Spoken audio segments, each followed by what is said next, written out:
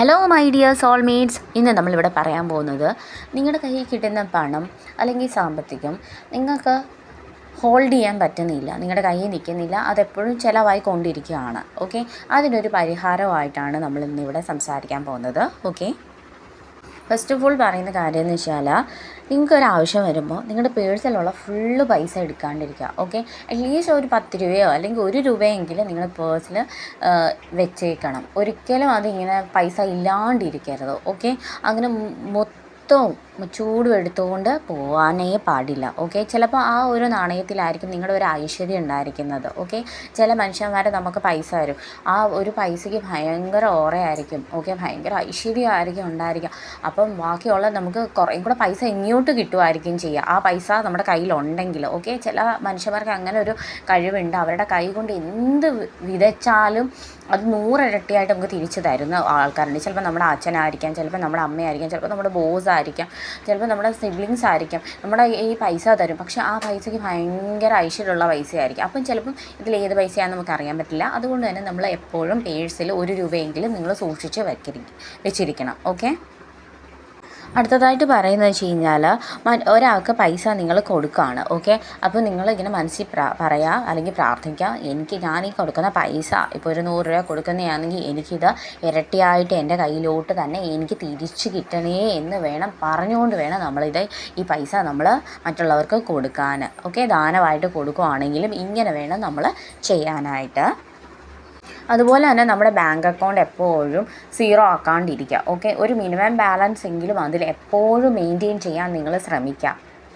Okay, അതുപോലെ തന്നെ അടുത്തൊരു കാര്യം പറയുന്നത് വെച്ച് കഴിഞ്ഞാൽ ഇപ്പോൾ എന്തെങ്കിലും ഒരു കാര്യത്തിന് എന്തെങ്കിലും ഒരു ട്രിപ്പ് പോകുന്ന കാര്യമോ അല്ലെങ്കിൽ എന്തെങ്കിലും ഒരു കാര്യം മേടിക്കുന്ന കാര്യത്തിനോ ഒന്നും നോക്കാണ്ട് പിമ്പും ഒന്നും നോക്കാണ്ട് എടുത്ത് ചാടിയുള്ള ഒരു അഭിപ്രായം പറയുകയും ഞാനത് നടത്തിക്കോളാമെന്നും പറഞ്ഞിട്ട് പൈസ ഇൻവെസ്റ്റ് ചെയ്യുന്ന കാര്യത്തിലൊക്കെ കുറച്ചും കൂടെ ആലോചിച്ചിട്ട് വേണം നിങ്ങൾ തീരുമാനം എടുക്കാനായിട്ട്. ഇപ്പോൾ ഒരു കാര്യം വീട് മേടിക്കുന്ന ആയിക്കോട്ടെ, കാറ് മേടിക്കുന്ന ആയിക്കോട്ടെ, എന്തൊരു കാര്യമാണെങ്കിലും നിങ്ങൾ നല്ലോണം ആലോചിച്ചിട്ട് മാത്രം ഞാൻ ഇത്രയും എമൗണ്ട് ഞാൻ ഇൻവെസ്റ്റ് ചെയ്യുമ്പോൾ എനിക്ക് അതിൽ നിന്ന് എന്തെങ്കിലും പ്രോഫിറ്റ് കിട്ടുന്നുണ്ടോ, അതിൽ നിന്ന് എനിക്ക് എന്തെങ്കിലും ഒരു മിച്ചമുണ്ടോ, ഈ ഒരു ബിസിനസ് ചെയ്ത് കഴിഞ്ഞാൽ എൻ്റെ പൈസ എനിക്ക് തിരിച്ച് കിട്ടുമോ, എനിക്ക് ലാഭം ഉണ്ടാവുമെന്ന് എപ്പോഴും നിങ്ങൾ ചിന്തിക്കണം.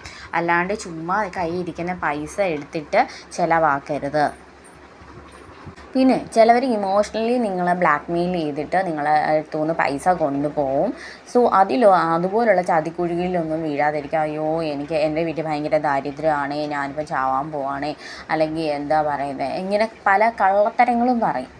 ഓക്കെ, നിങ്ങളെ അങ്ങനെയൊക്കെ പറഞ്ഞു കഴിഞ്ഞാൽ ബ്ലെയിം ചെയ്യാൻ എന്ന് അറിയാവുന്ന വ്യക്തികൾ തന്നെ നിങ്ങളെ ഇങ്ങനെ പറയുന്ന സമയത്ത് നിങ്ങൾ മാക്സിമം പൈസ, അത് ഭയങ്കര പവർഫുള്ളായിട്ടുള്ള ഒരു കാര്യമാണ് മണി എന്ന് പറയുന്നത്. സോ അത് നമ്മുടെ കയ്യിൽ നിന്ന് പോകാണ്ട് മാക്സിമം നിങ്ങൾ സൂക്ഷിച്ച് പിടിക്കുക. അടുത്തത് വളരെ ഇമ്പോർട്ടൻ്റ് ആയിട്ടുള്ളൊരു കാര്യമാണ്, നിങ്ങൾക്ക് ആദ്യം ശമ്പളം കിട്ടിയെന്ന് വെക്കുക. ഓക്കെ, അതിൽ നിന്ന് നിങ്ങൾ ആദ്യം എന്താ ചെയ്യുക, നിങ്ങളുടെ ലോൺ അടയ്ക്കാൻ അല്ലെങ്കിൽ നിങ്ങളുടെ കടം വീട്ടാനായിരിക്കും നിങ്ങൾ ആദ്യം ട്രൈ ചെയ്യുക. അതാ ചെയ്യാണ്ടിരിക്കുക. ആദ്യം കിട്ടുന്ന പൈസയിൽ നിങ്ങളുടെ സാലറി ക്രെഡിറ്റ് ആകുമ്പോൾ കുറച്ച് പൈസ എടുത്തിട്ട്, ഇപ്പോൾ ഒരു 500 രൂപയെങ്കിലും മാക്സിമം എടുത്തിട്ട് എന്ത് ചെയ്യാമെന്നറിയാമോ, അത് കൊണ്ടുപോയി പൂജാമുറിയിൽ വെക്കുക. ആ പൂജാമുറിയിൽ എന്തെങ്കിലും ഒരു അരി ഇട്ട് വെച്ചിരിക്കുന്ന പാത്രത്തിലോ വെച്ചാലും മതി, അല്ലെങ്കിൽ ഒരു മഞ്ഞളോ അല്ലെങ്കിൽ സിനമണോ എന്തെങ്കിലും ഒന്നും അതിൻ്റെ അകത്ത് ഇടുകയാണെങ്കിൽ കുറച്ചും കൂടി അട്രാക്റ്റഡ് ആയിട്ട് കൂടുതൽ മണം നമ്മളിലേക്ക് വരാനുള്ള ചാൻസസ് ഉണ്ട്. അപ്പം നമ്മൾ ആദ്യം കിട്ടുന്ന സാലറി കൊണ്ടുപോയിട്ട് നിങ്ങൾ ലോൺ അടയ്ക്കാതിരിക്കുക, അല്ലെങ്കിൽ ഇങ്ങനെ കടം വീട്ടാനായിട്ട് ഇൻവെസ്റ്റ് ചെയ്യാണ്ട് നിങ്ങൾ കുറച്ച് പൈസ എടുത്തിട്ട് ഭഗവാന്റെ പൂജാമുറിയിൽ ഒന്ന് വെക്കുക. ഓക്കെ, അല്ലെങ്കിൽ നിങ്ങൾക്ക് കിട്ടുന്ന പൈസ എടുത്തിട്ട് എന്ത് ചെയ്യുക, പേഴ്സിൽ ഇങ്ങനെ വെക്കുക. ഇപ്പോൾ എടുത്തിട്ട് പറയാം, ഇത് ഭഗവാനുള്ളതാണ്, പൈസയാണ് എന്ന് പറഞ്ഞ് നിങ്ങൾ എന്ത് ചെയ്യുക, അത് മാറ്റി വെക്കുക.